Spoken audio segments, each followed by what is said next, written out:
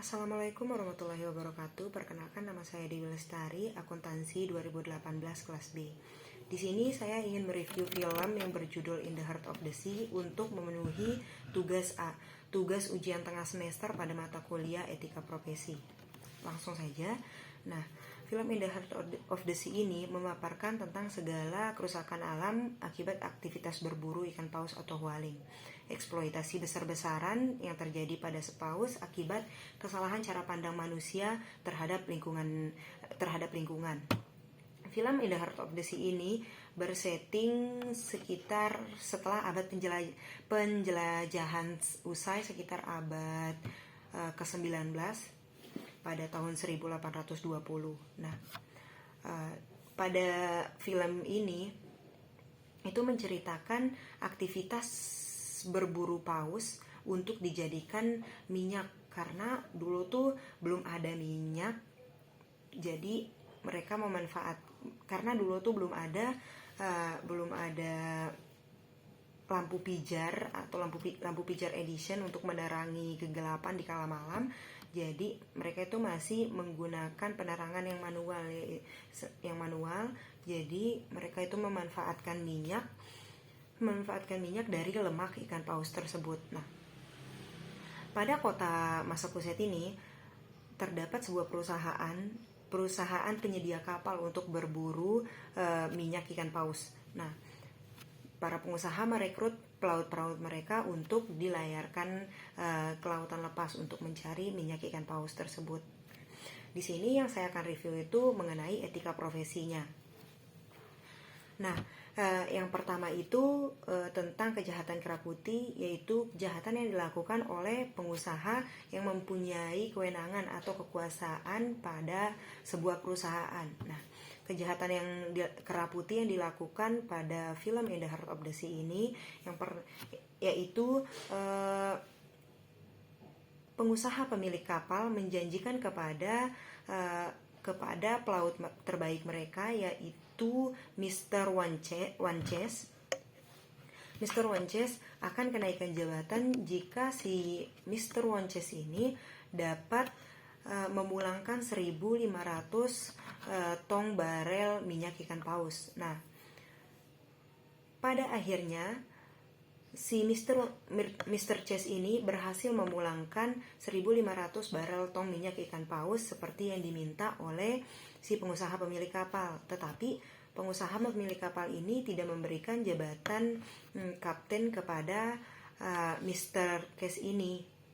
Dia malah memberikan jabatan kapten ini kepada Mr. Polan, karena si Polan ini merupakan anak dari pelaut terkenal yang ada di kota Massachusetts tersebut, dan ayahnya si Polan ini merupakan salah satu penyokong dari perusahaan kapal tersebut. Nah, sehingga Kapten Polan ini diangkat menjadi kapten. Dan si pengusaha ini, karena dia mempunyai kewenangan dalam mengambil keputusan, dan tidak ada pembenaran atas apa yang dia katakan kepada si Mr. Chase ini, jadi dia mengangkat si Kapten Polan dan dia tidak menepati janjinya kepada Tuan Chase ini. Dan akhirnya dia itu bilang ke Mr. Chase, aku akan menepati janjiku jika kamu berhasil memulangkan 2.000 barel tong minyak ikan paus. Nah, si Mr. Chase ini tidak mau hanya ucapan saja, dia mau hal itu tertulis agar nantinya ada pembenaran dan dia bisa menjadi kapten seperti yang dijanjikan. Seperti itu. Dan akhirnya si Mr. Chase berlayar, tapi dia tidak dapat memulangkan 2.000 barel tong minyak ikan paus tersebut, karena pada saat mencari minyak ikan paus, mereka bertemu dengan ikan paus putih besar yang menghancurkan kapal mereka sampai kapal mereka hancur dan terbakar. Nah, akhirnya setelah lama terombang-ambing di lautan dan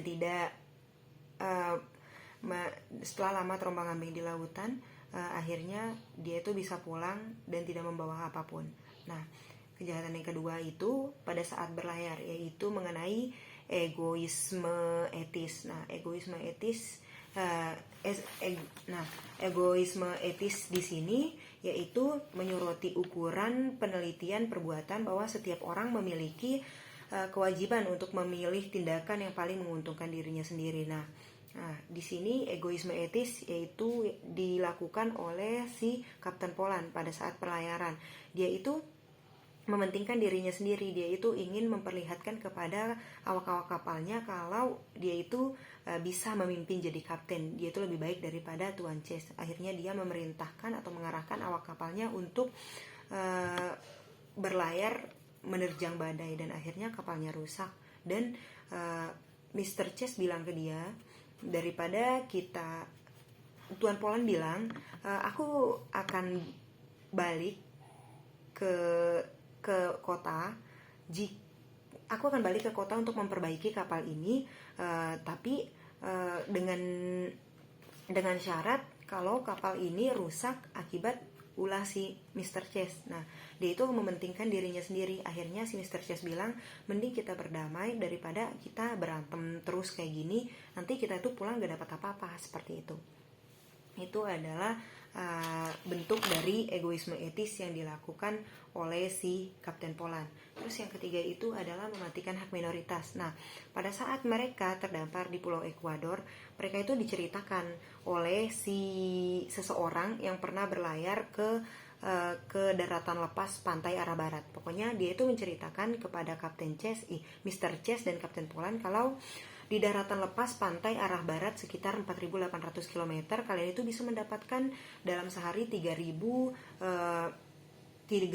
tong barel minyak ikan paus. Nah, tetapi dengan konsekuensi kalian itu bakalan bertemu dengan ikan paus putih besar yang bakalan merusak kapal kalian, seperti itu. Tapi si Mr. Chase dan Kapten Poland tidak peduli tentang itu. Mereka itu sangat serakah dan mereka itu tidak percaya karena mereka menganggap itu mitos, seperti itu.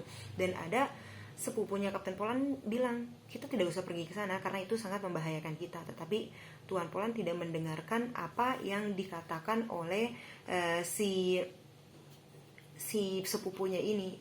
Dia itu tetap nekat untuk pergi ke sana karena prinsipnya dia, kalau kita ini pemburu ikan paus, jadi kita akan berlayar di mana ikan paus itu ada, seperti itu. Nah, itu adalah bentuk mematikan hak minoritas yang dilakukan oleh Kapten Poland. Dia itu tidak menerima pendapat orang lain atau saran orang lain untuk kedepannya lebih baik, sehingga saat itu kapalnya dihancurkan oleh paus putih tersebut. Nah, terus yang keempat itu ada fraud atau kecurangan. Nah, kecurangan atau memanipulasi berita atau kecurangan yang dilakukan oleh si pengusaha kapal saat si Tuan Chase dan Mr. Poland ini udah balik dari pelayarannya. Nah, dan mereka menceritakan kalau kapalnya dihancurkan oleh paus. Jadi si pengusaha ini tidak mau mempublikasi mengenai kapalnya dihancurkan oleh paus. Kan karena aneh saja, kenapa kapal pemburu paus kok bisa dihancurin sama paus. Jadi nanti tidak ada orang yang mau berburu paus lagi, sehingga dia itu ingin memalsukan berita mengenai hancurnya kapal, dan beritanya akan diganti dengan karena kapalnya karam atau bagaimana, seperti itu. Jadi dia itu ingin menyelamatkan perusahaannya karena dia punya jabatan atau yang tinggi. Dia melakukan kecurangan itu karena dia ingin menyelamatkan perusahaannya agar tidak terjadi kebangkrutan. Mungkin itu saja review mengenai mengenai materi yang ada pada etika profesi yang saya dapat. Lebih kurangnya saya mohon maaf. Wabillahi taufiq wal hidayah. Wassalamualaikum warahmatullahi wabarakatuh.